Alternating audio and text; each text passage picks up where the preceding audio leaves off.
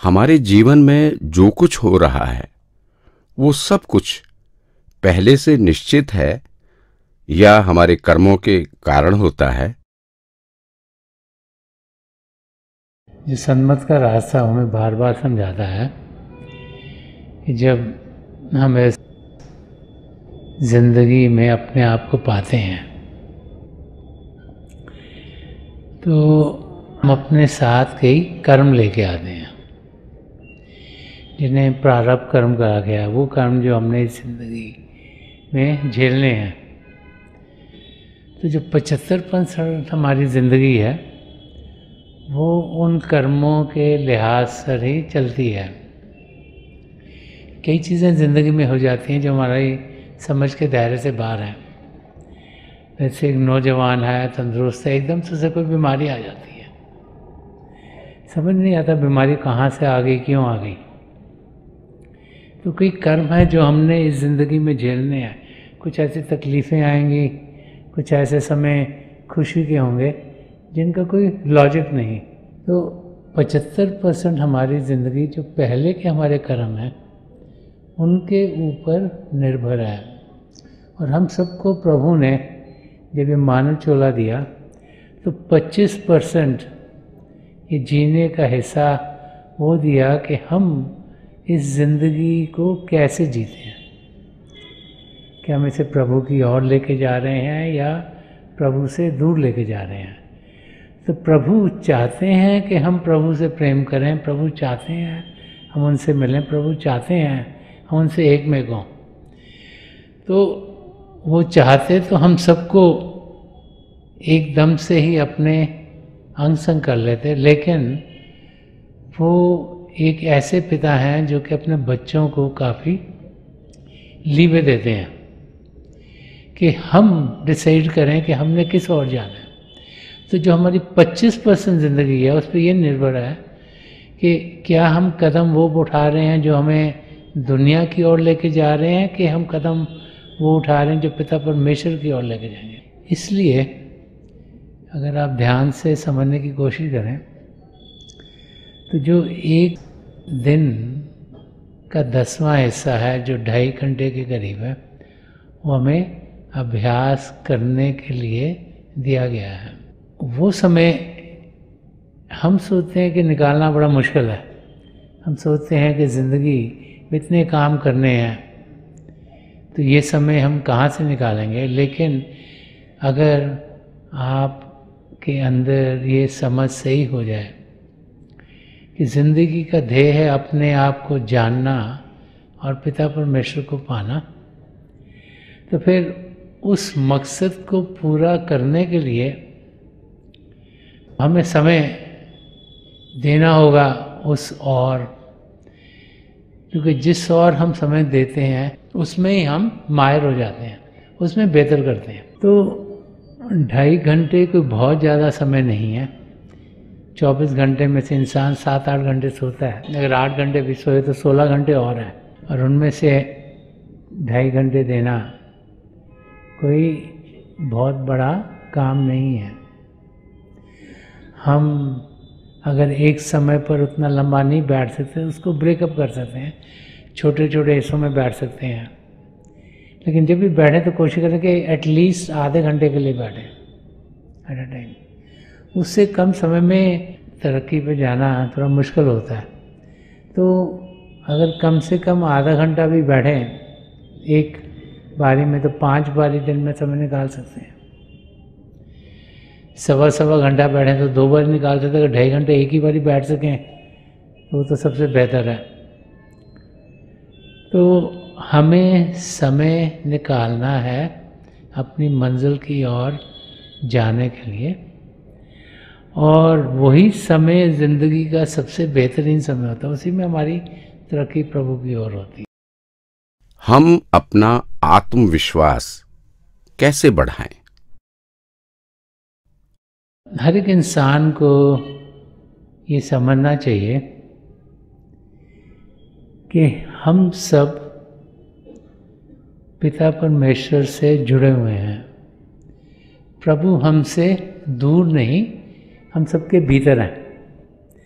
तो जब ये अनुभव हो जाए, जब ये यकीन हो जाए कि प्रभु हमारे अंग संग हैं, तो फिर किसी चीज़ का इंसान को डर नहीं लगता।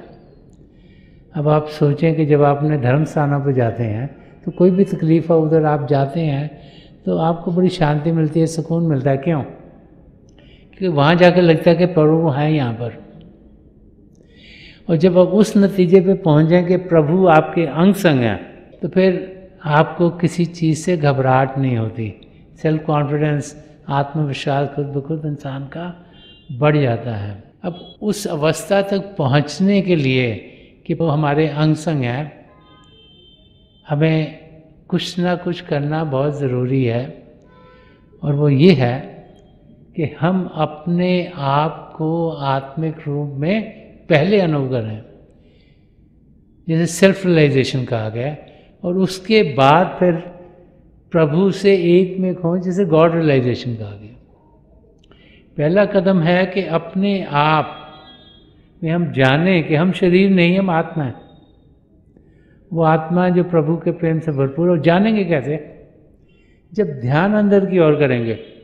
अगर मन इंद्रियों के घाट पर जीते रहे और सब ध्यान बाहर की ओर रहा, तो हम असलियत में क्या हो कभी समझ में नहीं आएगा। हम तो अपने आप को शरीर समझते ही ज़िंदगी गुजार देंगे। हर एक इंसान अपनी फ़ोटो देखता है शीशे में, सोचता है यही मैं हूँ, और वो शरीर दिखता है उसको, आत्मा दिखती नहीं। तो आत्मा को देखे कैसे, जाने कैसे, उसका अनुभव कैसे करें? इसीलिए भजन सिमरन करने को कहा जाता है, इसीलिए मेडिटेट करने को कहा जाता है। सिमरन के ज़रिए हम मन को शांत करते हैं, आंखें बंद करते हैं, प्रभु की ज्योत के दर्शन कर सकते हैं। आंखें बंद करें, कान बंद करें, प्रभु की ध्वनि को सुन सकते हैं। जब प्रभु की ज्योत के दर्शन हमारे अंदर होते हैं, हमें पता है कोई टॉर्च लेके रंग बिरंगी राजियाँ नहीं दिखा रहा, तो हमें ये तो यकीन होता है कुछ है जो हमारे भीतर है, कि बाहर से नहीं आ रहा, हम खल से सोच नहीं रहे। जब हम ध्यान टिकाने के लिए बैठे, हम शरीर को शांत करें और मन को शांत करें। मन को शांत करने के लिए हम सिमरन करते हैं। सिमरन प्रभु के जाति नाम का जाप है। सिमरन के जरिए मन प्रभु की ओर लगता है। तो जब हम भजन करने के लिए बैठे हैं, सिमरन करने के बाद ये ना सोचें आज मैं दूसरी मंजिल तक पहुंच रहा हूँ, आज मेरे को सैंतल कवल में जाके वो देखनी है रोशनियाँ। हम ये जानें कि जो हमारे लिए बेहतर होगा पिता परमेश्वर हमें देंगे, और उनसे यही प्रार्थना हो कि हे प्रभु, जो आप चाहे मेरे लिए बेहतर वो दें, वो न हो कि जो मैं चाहूँ। तब सही तरीके से मेडिटेशन होती है। तभी जो अनुभव होते हैं, हम सोचते नहीं उनके बारे में, खुद ब खुद होते हैं, और जो खुद ब खुद होते हैं वही सही चीज़ है। तो जब खुद ब खुद हम प्रभु की ज्योति से जुड़ते हैं, खुद ब खुद उनकी ध्वनि को सुनते हैं, तो हमें ज़रूर अभ्यास होता है, ये यकीन होता है कि हमारे अंदर कुछ है। जब ऐसा अनुभव हो जाता है तो फिर आत्मविश्वास इंसान का बढ़ता है, उस पर कॉन्फिडेंस, प्रभु हैं मेरे अंग संग हैं, उनके दो जाति रूपों के मैंने दर्शन किए। तो फिर जब यह अनुभव प्रभु मेरे अंग संग हैं, तो सारी सृष्टि उनकी रची है, तो फिर फिक्र की क्या बात है? फिर घबराहट की बात नहीं। फिर इंसान बड़ी ज़िंदगी निडर होकर जीता है, प्रेम से जीता है, आनंद में जीता है। उसे मालूम है कि जो कुछ उसके साथ हो रहा है या औरों के साथ हो रहा है, सब प्रभु की रज़ा में है। और जब ऐसी ज़िंदगी हम जीते हैं, तो हम देखते हैं कि हमारी ज़िंदगी शांत होगी और हमारी ज़िंदगी में हलचल रहेगी नहीं, और बड़े सेल्फ कॉन्फिडेंस से, आत्मविश्वास से हम ज़िंदगी के हर एक मोड़ से गुजर जाते हैं। निष्काम सेवा को जीवन का हिस्सा कैसे बनाएं? हर एक इंसान सेवा तब करने की कोशिश करता है जब उसे लगता है कि किसी को ज़रूरत है। अगर हम अपने आसपास देखें तो हम देखेंगे कि बहुत से भाई बहन हैं जो कि नीडी हैं, जिनको ज़रूरत है। किसी को शायद खाने पीने में दिक्कत होती हो, किसी के पैसे शायद पैसे ना हो, अपने बच्चों को पढ़ाने लिखाने के लिए, कोई और होंगे उनको शायद कपड़े खरीदने भी मुश्किल पड़ती हो। और ज़िंदगी में हम देखें तो बहुत से ऐसे लोग हैं जिनकी जो रोज़ की ज़रूरतें हैं वो पूरी नहीं होती। अनफॉर्चुनेटली इंसान ऊपर की ओर देखता है और नीचे की ओर नहीं। वो सोचता है कि शायद मेरे में कुछ प्रभु ने ऐसे कर दिया कि मुझे ये नहीं मिला, मुझे वो नहीं मिला, और हम जो हमें लगता है हमारे पास है नहीं, उन्हीं चीज़ों को पूरा करते करते ज़िंदगी गुजार देते हैं। ये भूल जाते हैं कि बहुत से लोग हैं जिन्हें बड़ी तकलीफ़ें हैं। हॉस्पिटल में जाओ तो हज़ारों लोग दुखी हैं शारीरिक तकलीफ़ों से। बहुत सी जगहें हैं दुनिया में जहाँ बच्चों को एक बारी भी दिन में खाने को नहीं मिलता, और बहुत सी तकलीफ़ें हैं हर एक की ज़िंदगी में, जिसे जहाँ भी वो रहता है वहाँ तकलीफ़ हो रही है। तो निष्काम सेवा भाव इंसान के अंदर जागृत तब होता है जब वो अपनी निगाह ऊपर से हटाकर नीचे की ओर करता है। जब वो ये देखता है कि मेरी अपनी ज़िंदगी तो औरों से बहुत बेहतर है, कि मेरी अपनी ज़िंदगी में तो मेरे पास बहुत कुछ है, तब फिर वो औरों से बांटने की कोशिश करता है, उनको मदद करने की कोशिश करता है। तो रोज़ाना जब हम उठते हैं और प्रभु से शुक्रिया अदा करें कि प्रभु ने हमें इस हाल में रखा है जिसमें हम हैं, और जानें कि बहुत से ऐसे हैं जिनकी वो हालत नहीं। तो इंसान जब उस अवस्था में पहुंचता है, जब उसको अंदर से शुक्राना आता है, जब अंदर से उसे लगता है कि प्रभु ने मुझे बहुत कुछ दिया है, तभी निष्काम सेवा भाव के लिए उसके कदम बढ़ने शुरू होते हैं। तो हमें ये जानना है कि प्रभु की हम पर देन है, उन्हीं की देन से हमारी ज़िंदगी इस समय चल रही है। और बहुत से ऐसे हैं जो उस लेवल तक पहुंच नहीं पाते। तो हमें अपनी ज़िंदगी में उन्हें दिलो जान से मदद करनी चाहिए और करनी है। जब इस किस्म के भाव इंसान के अंदर आते हैं तभी वो सही मायने से सेवा करता है। और निष्काम सेवा तब हो जाती है जबकि किसी की मदद कर कर हम फिर कोई रिटर्न्स ना चाहें। बहुत सी बार इंसान जब किसी को कुछ देता है, चाहे शारीरिक रूप से अब मदद करे, चाहे मानसिक रूप से मदद करे, चाहे फाइनेंशियली हेल्प करे, या किसी और तरीके से जब किसी को मदद करता है तो उसके वास्ते वो कुछ वापस चाहता है। जब उस किस्म के भाव हों तो फिर वो जो देना है वो एक किस्म का बिजनेस हो गया, लेन देन हो गया। लेकिन जब भी हम मदद किसी की करें, इस भाव से करें कि हमें कुछ वापस नहीं चाहिए, कि हमने किसी की मदद कर दी क्योंकि प्रभु ने हमें मदद करने के लायक बनाया है। आजकल के टाइम में बहुत से फास्ट फूड चल रहे हैं, जैसे इंडिया में भी कई खुल गए हैं अब तो, और बाहर के देशों में तो बहुत सी जगह हैं जहाँ के कारों के ज़रिए इंसान पहले खाना ऑर्डर करता है और फिर विंडो पे जाता है और वहीं से उसको खाने की चीज़ें मिल जाती हैं जो भी चाहिए। तो कारों के ज़रिए लोग खाना वहाँ से ले लेते हैं, निकलने की ज़रूरत नहीं पड़ती। तो एक वाक़या है रिसेंटली कि किसी ने जब अपना खाना लिया तो एक कप कॉफ़ी के पैसे ज़्यादा छोड़ दिए और कहा कि जो मेरे पीछे आ रहे हैं इनको कॉफ़ी का एक कप तो मेरी तरफ से दे देना। तो जब पीछे वाला आदमी आया विंडो पर, तो उन्होंने उसको कहा ये कॉफ़ी जो तुमने ऑर्डर करी थी इसके पैसे किसी और ने दे दिए, तुमको देने की ज़रूरत नहीं। तो उस इंसान ने कहा कि ठीक है, तुम जो मेरे पीछे आएगा ना उसको कॉफ़ी देना, मेरे से पैसे ले लो। तो वो कहते हैं कि कई लोग ऐसे एक एक एक कर, क्योंकि एक ने मदद करी थी, दूसरा तीसरा चौथा पांचवा, नंबर काफ़ी बिग था कि वो इतने लोग कंटिन्यूसली अगले के लिए मदद करते रहे। मदद ऐसी होनी चाहिए जिसमें कि हम मदद इसलिए नहीं कर रहे कि हमें लग रहा है हमें कुछ वापस में फ़ायदा मिलेगा, पर मदद इसलिए कर रहे हैं कि हम चाह रहे हैं कि किसी की ज़िंदगी बेहतर हो, उसकी ज़िंदगी में खुशियाँ आएँ, वो आराम से जी सके, जो उसके पास है नहीं वो ले सके।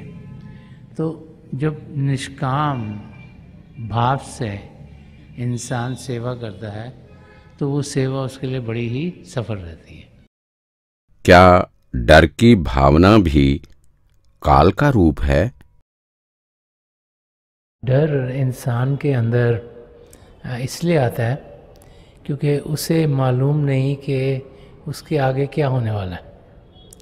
तो ये भी काल का एक तरीका है हमें असलियत से दूर करने के लिए, क्योंकि जब सच्चाई हमारे अंग संग होगी तो फिर हमें किसी चीज़ का फिक्र नहीं होगा। जब हमें पूरा यकीन होगा कि पिता परमेश्वर हमारे अंग संग हैं, जब हमें पूरा यकीन होगा कि हम पिता परमेश्वर की दया दृष्टि के अंदर हैं, तो फिर हमें किसी चीज़ का फिक्र नहीं रहता। लेकिन जो डर है वो मन उत्पन्न करता है ताकि हम हलचल में रहें। मन नहीं चाहता हम पिता परमेश्वर को जाने पहचाने, तो मन हमें हलचल में डाल देता है, और जब मन हलचल में डालेगा तो हम ध्यान टिका नहीं पाएंगे। तो जो डर है वो भी काल का हमारे मन के ज़रिए एक तरीका है ताकि हम अपनी मंजिल की ओर ना बढ़ पाएँ।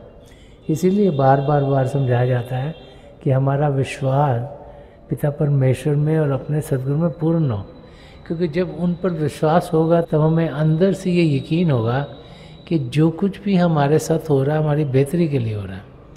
और जब ऐसा अनुभव इंसान को होगा, ऐसा यकीन होगा, तो फिर वो डगमगाएगा नहीं। जनरली ज़रा सी तकलीफ़ आती है तो हम डगमगा जाते हैं, क्योंकि हम सोचते हैं शायद प्रभु ने हमें छोड़ दिया, हम सोचते हैं पता नहीं कुछ हमने गलती कर दी है। ये भी मन हमारे अंदर डालता है, को डर सा लगता है कि क्या हम अपनी मंजिल तक पहुँचेंगे कि नहीं पहुँचेंगे, कि ज़िंदगी क्या ऐसे ही गुजर जाएगी। तो हम पूरी कोशिश करें कि हम अपना यकीन पिता परमेश्वर में और अपने सद्गुरु में बढ़ाते चले जाएं। जैसे जैसे यकीन प्रभु में बढ़ेगा हम देखेंगे कि हम अपनी मंजिल की ओर तेज़ी से बढ़ पाएंगे, क्योंकि फिर कोई डर नहीं, कोई फिक्र नहीं, कोई फाका नहीं, कि हमें मालूम है कि हमारे सद्गुरु हमारे लिए सब कुछ कर रहे हैं जो हमें चाहिए अपनी मंजिल तक पहुंचने के लिए। शुक्राने को जिंदगी का अहम हिस्सा कैसे बनाएं? आजकल का समय कुछ ऐसा आ गया है जिसमें कि इंसान यही सोचता है कि मैंने सीख लिया कुछ और मैं उसको कुछ करना शुरू कर दूंगा, और वो भूल जाता है कि जो कुछ हमारी ज़िंदगी में हो रहा है वो प्रभु की दया मेरे से हो रहा है। अगर हम ये सोचें कि हमारे करके कुछ हो रहा है तो वो हमारी एक कमज़ोरी है। सबसे पहले तो अगर ये सोचें कि 84 लाख जिया जून बसते हैं, इतने जूनों में आत्मा जा सकती है, तो अब सोचो कि एक आत्मा को एक मानव चोले में आने के लिए कितनी मेहनत करनी होगी। अगर प्रभु की दया हम पर ना हुई होती तो हम किसी कीड़े मकोड़े, किसी मछली, किसी जानवर, किसी परिंदे की योनि में होते। ये तो प्रभु ने दया की कि हमें मानव चोला दिया है। वो चोला जिसे सबसे उत्तम कहा गया, वो चोला जिसे roof and crown of creation कहा गया, वो चोला जिसमें प्रभु ने सब पदार्थ दिए हैं जिनके ज़रिए हम अपने आप को जान सकें और पिता परमेश्वर को पा सकें। प्रभु की दया मेहर हुई जो हमें ये चोला मिला है, तो प्रभु का शुक्रिया अदा करना कि आपने हमें ये शरीर दिया। हम लोग उस बरकत को तो समझते नहीं और रोज़ाना छोटी मोटी चीज़ों में ही फंसे रहते हैं। घर घर में इंसान दुखी हैं, हर एक अपने आत्म में सोचता है मुझे सबसे ज़्यादा तकलीफ़ है, औरों की शायद ज़िंदगी अच्छी होगी। तो वो जो इंग्लिश में मुहावरा है the grass is greener on the other side, वो हम सबके साथ है। हम सोचते हैं वो बड़ा खुश है, वो बड़ा खुश है, वो बड़ा खुश है, वो सारी दुखी हैं। क्यों? क्योंकि हमारा ध्यान असलियत की ओर है नहीं, और हम दुनिया की छोटी छोटी चीज़ों को इतना बड़ा बना देते हैं कि छोटे छोटे मुद्दों को हम अपने सामने जैसे मुसीबत के माफक खड़ा कर देते हैं। हर एक इंसान को खुश रहना चाहिए कि प्रभु ने उसे मानव चोला दिया। अगर नहीं दिया होता तो फिर पता नहीं किस किस्म की जिंदगी हम गुजार रहे होते। दूसरी बरकत पिता परमेश्वर एक और करते हैं, वो थोड़ी सी आत्माएं जो मानव चोले में आई हैं उनके ऊपर, कि उनको इस मानव चोले के साथ साथ एक ऐसा मौका मिलता है कि उनका ध्यान प्रभु की ओर पड़ सके, वो किसी पूर्ण महापुरुष की शरण में पहुंचते हैं। अब इस समय कोई 7 बिलियन लोग इस धरती पर रहते हैं, थोड़े से हैं जो कि अध्यात्म के रास्ते पर कदम बढ़ाते हैं, जिन्हें कोई रास्ता दिखाने वाला मिलता है जो कि उन्हें अपने मकसद तक पहुंचा सके। उसका शुक्राना पिता परमेश्वर को करना चाहिए। हम लोग छोटी छोटी चीज़ों से घबरा जाते हैं, और इस दुनिया में कभी शारीरिक बीमारी आए तब इंसान घबरा जाता है, कभी कोई फाइनेंशियल अगर मुश्किल आ जाए तब इंसान घबरा जाता है, कभी कोई रिलेशनशिप प्रॉब्लम हो जाए तब इंसान घबरा जाता है। लेकिन ये सब इस दुनिया की चीज़ें हैं। हमें अपना ध्यान प्रभु की ओर करना है, और जब हम उस तरीके से जीते हैं, जब हमारे लबों में प्रभु के लिए शुक्राने के लफ्ज़ हमारे अंदर से निकलते हैं, तो वही ज़िंदगी हम सबके लिए सबसे बेहतर है जीने के लिए।